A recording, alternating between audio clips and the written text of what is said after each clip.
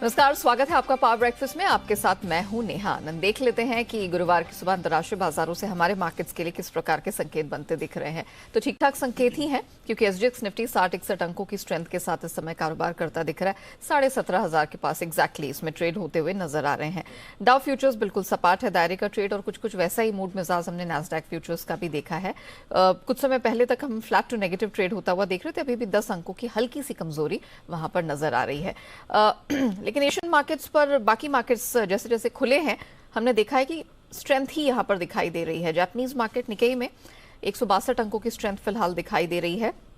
इसके साथ साथ स्ट्रेट टाइम्स कॉस्पी पर भी नजर डालें तो हम देख रहे हैं कि यहां पर भी पॉजिटिव रुझान के साथ एक दायरे में ही छोटे दायरे में ही ट्रेड होता हुआ नजर आ रहा है। लेकिन बड़ा एक्शन कल हमने कच्चे तेल में बनता हुआ देखा है।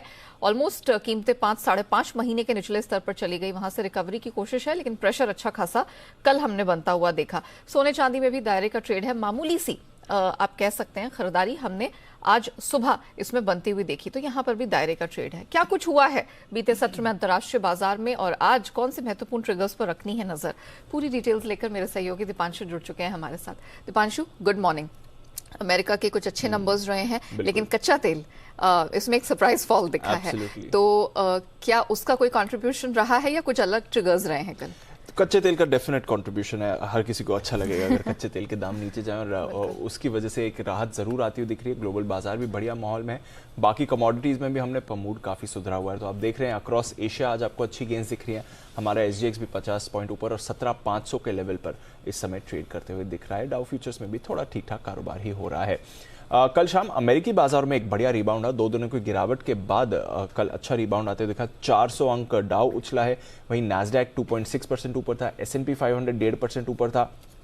एक बढ़िया ब्रॉड बेस्ड रैली आते हुए देखिए। इनफैक्ट अगर आप एनर्जी को छोड़ दें तो फिर बाकी सभी सेक्टर्स में आपने अच्छी खरीदारी यूएस में होती हुई देखी है। नतीजे तो अब तक अच्छे आ रहे हैं और वहां से लगातार आपको सहारा भी मिल रहा है। कल हमने देखा स्पेशली कंज्यूमर स्टॉक्स, रिटेल और साथ ही ट्रैवल सेक्टर में आपने अच्छी एक्शन बनते हुए देखा। हालांकि वॉलमार्ट पर रखिएगा नजर, क्योंकि ये ऑलरेडी एक प्रॉफिट वार्निंग दे चुका है, आगे की गाइडेंस कट कर चुका है और अब इसने ले ऑफ्स यानी कि लोगों की छटनी करना भी शुरू कर दिया है कॉस्ट को कंट्रोल करने के लिए। तो ये एक बड़ा फैक्टर है जो आपको अपने रेडार पर रखना चाहिए। इसके अलावा कल दिग्गज आईटी शेयर्स में बढ़िया एक्शन बनते हुए दिखा। अगर आप बात करें मेटा की 5% ऊपर था, एप्पल 4% ऊपर था, माइक्रोसॉफ्ट और अल्फाबेट में भी 2% की तेजी देखी। तो लगातार जो नैस्डैक और आईटी हैवी वेट्स में हम रिबाउंड देख रहे हैं, उससे तो बाजार को अच्छा सहारा मिल ही रहा है। कुछ कमेंट्री भी आई, कुछ इकोनॉमिक डेटा भी आया, पीएमआई बढ़कर आया है, वहां से बाजार को सहारा मिला है। कल 3 फेड के प्रेसिडेंट्स ने बयान दिए हैं और तीनों का ब्रेकडाउन देना तो मैं नहीं करूंगा, बट अगर आप कंबाइंड उनके स्टेटमेंट्स देखें तो 2-3 चीजें क्लियर आ रही हैं। एक चीज जो बाजार को पसंद आई है, सभी मान रहे हैं कि फिलहाल मंदी के कोई भी संकेत उन्हें नहीं दिख रहे हैं। टेक्निकली रिसेशन जो भी हो, बट मंदी के कोई भी संकेत उन्हें नहीं दिख रहे हैं। इसके साथ ही उन्होंने कहा कि यूएस की जो आर्थिक स्थिति है वो अभी बहुत मजबूत है। अब अगर आप रोजगार के आंकड़े देख लीजिए, ग्रोथ के आंकड़े देख लीजिए, मैन्युफैक्चरिंग की बात कर लिए, तो यहां पर कोई वहां पर परेशानी उनको नहीं दिख रही है। पर उन्होंने ये भी कहा कि फेड का पूरा फोकस इस समय इन्फ्लेशन को कंट्रोल में लाने पर है और ये मानना गलत होगा कि इन्फ्लेशन की लड़ाई खत्म हो गई है। इनफैक्ट वो कह रहे हैं कि हमें अभी देखना है इन्फ्लेशन में गिरावट आना, क्योंकि अभी इन्फ्लेशन में गिरावट आई नहीं है, बट हम एक्सपेक्ट कर रहे हैं कि जो हमने एक्शन अभी लिया है और कमोडिटी कूल ऑफ हुआ है, उससे इन्फ्लेशन गिरना चाहिए। बट फिलहाल जो रेट्स हैं हमारे, वो न्यूट्रल लेवल पर नहीं है, यहां से और ऊपर रेट्स जा सकते हैं। तो डेफिनेटली क्लियर संकेत उन्होंने दिए हैं कि आगे भी रेट्स बढ़ेंगे और ये भी उन्होंने कहा है कि फिलहाल इन्फ्लेशन पर पूरा फोकस है, ये लड़ाई अभी खत्म नहीं हुई। पर सबने माना कि मंदी अभी तो उन्हें नहीं दिख रही है, पर यह भी उन्होंने कहा कि एक्शन की वजह से इकोनॉमी में धीमापन आ सकता है। हालांकि कोशिश रहेगी फेड की कि मंदी ना आए। तो ओवरऑल कमेंट्री जो बाजार को पसंद आई वो ये थी कि मंदी उन्हें नहीं दिख रही है और इकोनॉमी स्ट्रांग दिख रही है, बट नजर रखिए क्योंकि उन्होंने कहा है कि धीमापन तो आ ही सकता है फेड के एक्शन की वजह से।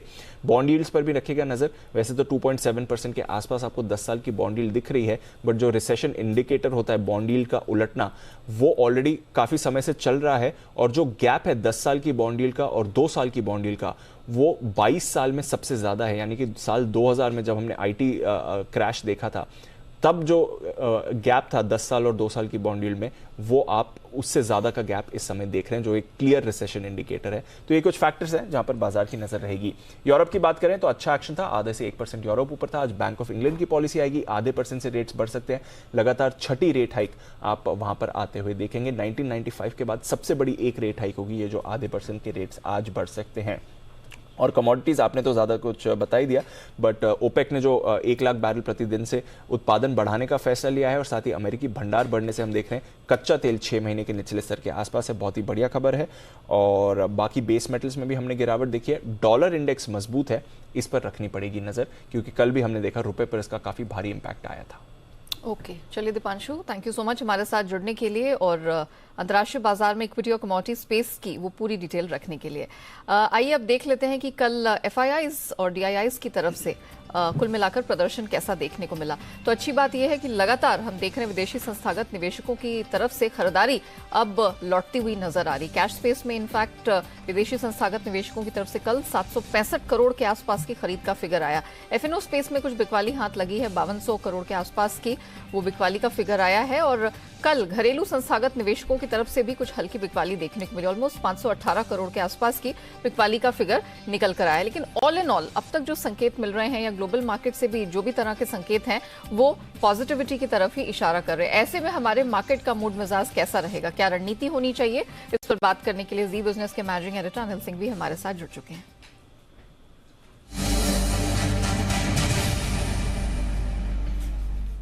Sir good morning. सर बताइए, आज क्या ट्रेडिंग स्ट्रैटेजी अपनानी चाहिए? निफ्टी बैंक निफ्टी में आज कौन से महत्वपूर्ण लेवल्स होंगे?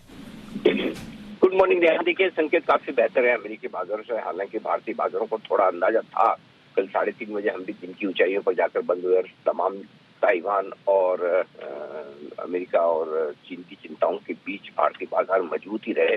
और वैसे ही ट्रेडिंग सेशन, इनफैक्ट उससे कहीं बेहतर ट्रेडिंग सेशन आपको अमेरिका में देखने को मिला। तो दो हमारे लिए खास पॉजिटिव है, एक तो अमेरिकी बाजारों की दमदार तेजी, और दूसरा कच्चे तेल में $2 के आसपास की और जो कमजोरी आई कल से $97 के आसपास 6 महीनों के निचले स्तरों पर, ये भी हमारे लिए पॉजिटिव है। तो इन दोनों पॉजिटिव ग्लोबल संकेतों के साथ हमारे अपने संकेतों में देखें तो जाहिर सी बात है कि बाजार तकनीकी तौर पर काफी मजबूत है। 17,400 के आसपास की क्लोजिंग कॉन्फिडेंस बढ़ाने वाली है, जिनके हाई पर हम जाकर बंद हो रहे हैं।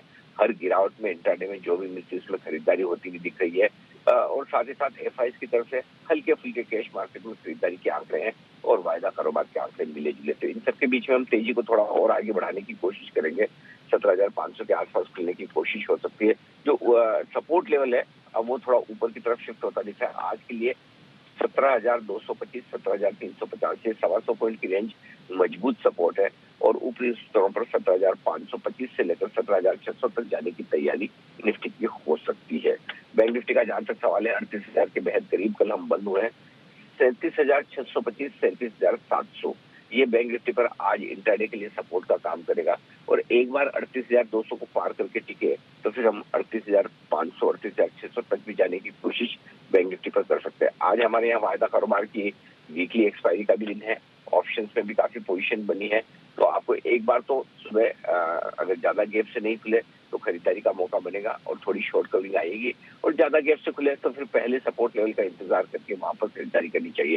कहने का मतलब ये है, बाय ऑन डिप्स का मार्केट है और उस लिहाज से खरीदारी के मौके बनेंगे। और दूसरी बात है, आज फिर से नेहा कैश मार्केट के स्टॉक्स में, मिड कैप स्मॉल कैप शेयरों में जबरदस्त एक्शन होगा। और अगर आपको इंडेक्स में दिमाग नहीं लगाना है, पूरी तरह से वहीं पर फोकस कीजिए। वहाँ कई सारे स्टॉक्स ऐसे हैं जो कमाल करते हुए दिखेंगे। Point taken sir, thank you so much sir दर्शकों को दिशा देने के लिए। तो क्लियरली सर ने कहा है कि आज एक बार फिर से खरीदारी का मौका आपको डिप्स पर बनता हुआ दिखेगा, और स्पेसिफिकली सर ने जो बोनस एडवाइस दी है वो ये कि कैश मार्केट के स्टॉक्स पे फोकस रखिएगा। इंडाइसेस के बिनिस्बत यहां पर आपको कमाई का मौका ज्यादा मिलेगा। लेवल्स रिपीट कर देती हूँ, निफ्टी 17,225 से 350 ये एक तगड़ी सपोर्ट का काम करेगा। टेस्ट करता हुआ अपर बैंड 17,525 से 600 की तरफ निफ्टी दिखाई दे सकता है। बैंक निफ्टी में 37,625 से 700 ये एक सपोर्ट रेंज का काम करेगा, और जो अपर बैंड होगी वो 38,500 से 38,600 तक स्ट्रेच होती हुई नजर आ रही है। आइए अब जान लेते हैं कि खबरों के दम पर आज कहां एक्शन रहने वाला है। जून तिमाही के कौन कौन से नंबर्स हैं जो आज जारी होने वाले हैं, पूरी डिटेल लेकर मेरे सहयोगी अरमान हमारे साथ स्टूडियो में इस वक्त जुड़ चुके हैं। अरमान गुड मॉर्निंग। सबसे पहले तो यही बता दीजिए, कल किन कंपनियों ने नतीजे जारी किए और नंबर्स रहे कैसे हैं? बिल्कुल, सबसे पहले इंटरग्लोब एविएशन पर ध्यान रखिएगा। इंटरग्लोब एविएशन के जो नतीजे हैं वो अनुमान से थोड़े बेहतर आते हुए दिखे हैं। आय में लगभग 60% की बढ़ोतरी देखी गई है। अगर आप एबिटार देखेंगे तो वो लगभग वहाँ पर भी 317% की आपको ग्रोथ देखी गई है। और जो घाटा है, घाटा जो 1680 करोड़ के आसपास का था, वो घटकर लगभग 1060 करोड़ के आसपास आता हुआ दिखा है। लुपिन के अगर नतीजे देखेंगे तो वो जो हमारा अनुमान था उससे काफ़ी बड़ा मिस आता हुआ दिखा है। आय हालांकि 12% बढ़ी है। मार्जिन्स देखेंगे, मार्जिन्स 22% से घटकर सिर्फ 6.2% पर आते हुए दिखे हैं।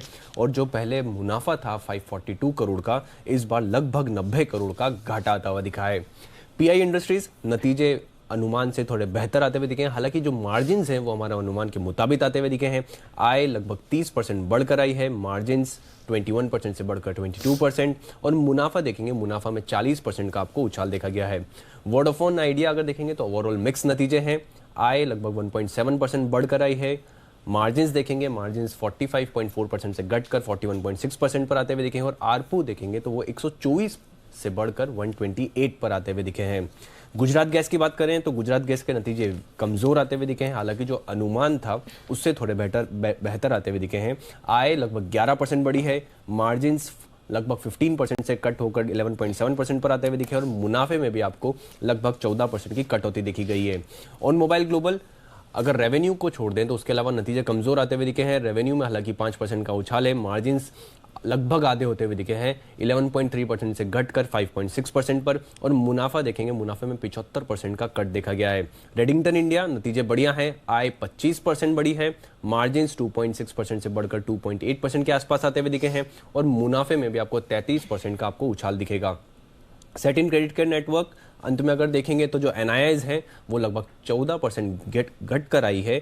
और अगर आप जीएनपीए देखेंगे, जीएनपीए लगभग आधा होता हुआ दिखा है, 8.01% से घटकर 5.4% पर आता हुआ दिखा है क्यूक्यू। और अगर निम्स देखेंगे, निम्स तो लगभग डबल से भी ज्यादा होते हुए दिखे हैं, 11.6% से बढ़कर 32% पर आते हुए दिखे। ओके, चलिए अरमान, ये तो आपने बता दिया कि कल कंपनियों ने जो नंबर्स जारी किए हैं किस प्रकार के। अब जरा ये भी बता दीजिए कि आज कौन से अहम ट्रिगर्स हैं, खबरों के दम पर कहाँ एक्शन रहेगा, एंड ऑफ कोर्स कौन से नतीजे हैं जिन पर नजर रखनी है। बिल्कुल, F&O के काफ़ी सारे स्टॉक्स हैं जिनके नतीजे हैं, जिसमें Adani enterprises, Balkrishna industries, BHEL, container corp, Dalmia Bharat, Gujarat gas, Manappuram finance, REC जैसे स्टॉक्स हैं जिसमें नतीजे हैं। भारत इलेक्ट्रॉनिक्स पर ध्यान रखिएगा क्योंकि बोर्ड बोनस इशू करने पर विचार करेगा। हिंदुस्तान कंस्ट्रक्शन बोर्ड नतीजों के साथ QIP के जरिए फंड जुटाने पर विचार करेगा। एक्स डेट है जिसमें बाटा इंडिया है डिविडेंड 54.5 का और डेल्टा कॉप है फाइनल डिविडेंड 1.25 का। ग्लोबल में बैंक ऑफ इंग्लैंड जो है वो इंटरेस्ट रेट का डिसीजन आता हुआ दिखेगा। अब खबरों में सबसे पहले AU स्मॉल फाइनेंस बैंक पर ध्यान रखिएगा क्योंकि बैंक ने जो QIP है वो लॉन्च कर दिया है। फ्लोर प्राइस जो रखा है वो 590.84 का रखा है, जो कि जो मौजूदा करंट प्राइस है उसे 2.2% डिस्काउंट पर है। और उसी के साथ साथ बैंक की जो कैपिटल रेजिंग कमेटी है वो 8 अगस्त को मिलेगी और उस पर इशू प्राइस के लिए बोर्ड बैठक की गई है।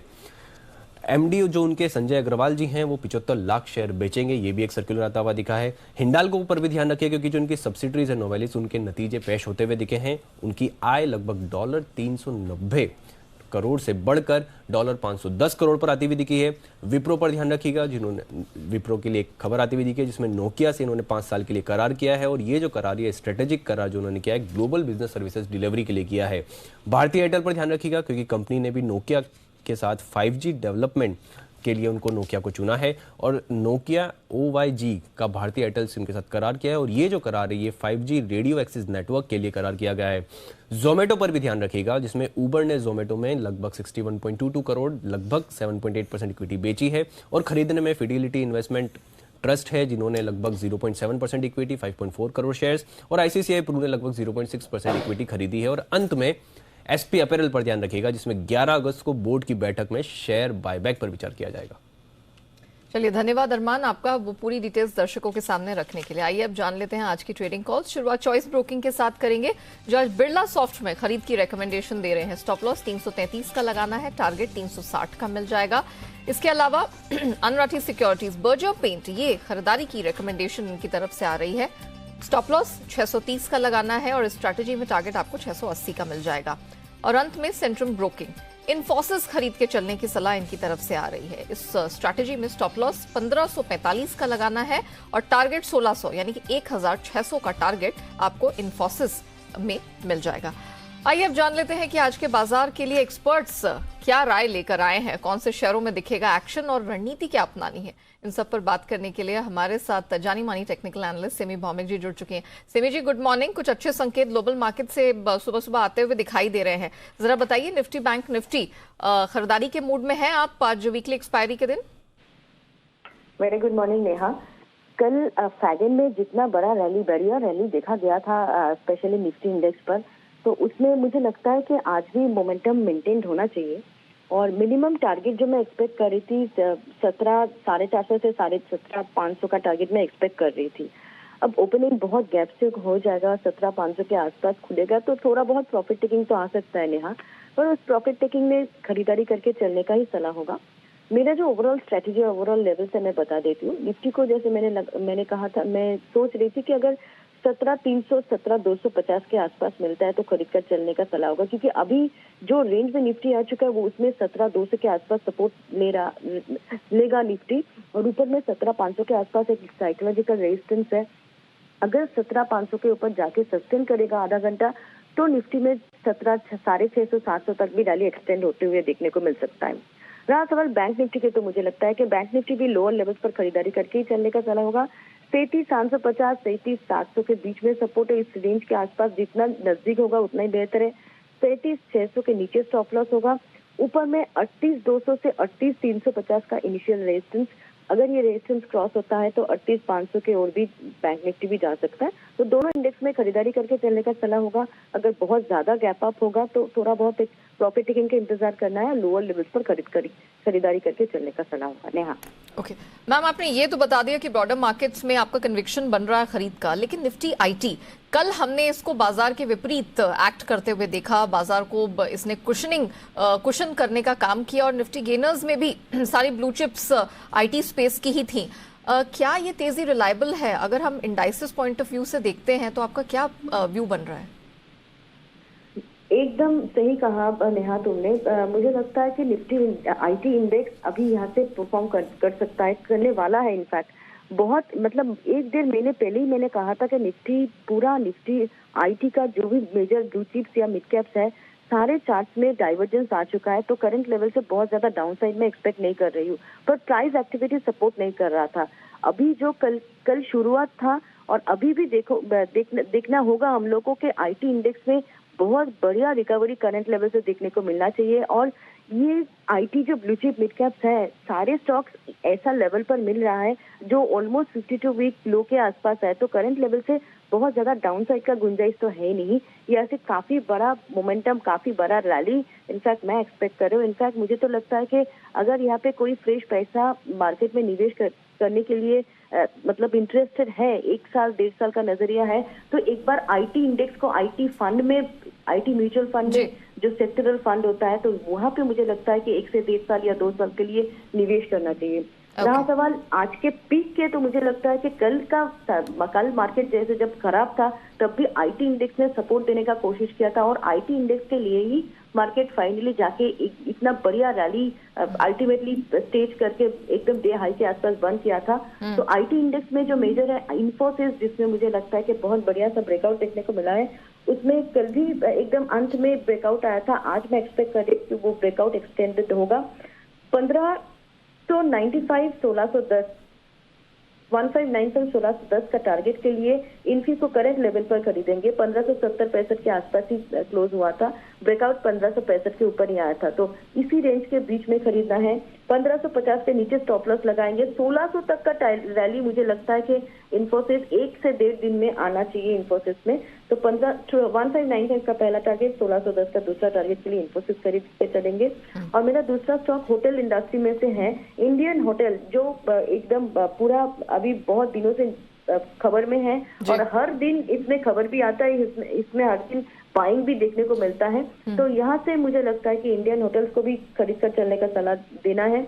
269 का स्टॉप लॉस के साथ खरीद कर चलेंगे। 278 का पहला टारगेट, 282 का दूसरा टारगेट। 1 से 1.5 ट्रेडिंग सेशन में इंडियन होटल्स का भी ये टारगेट अचीव होना चाहिए।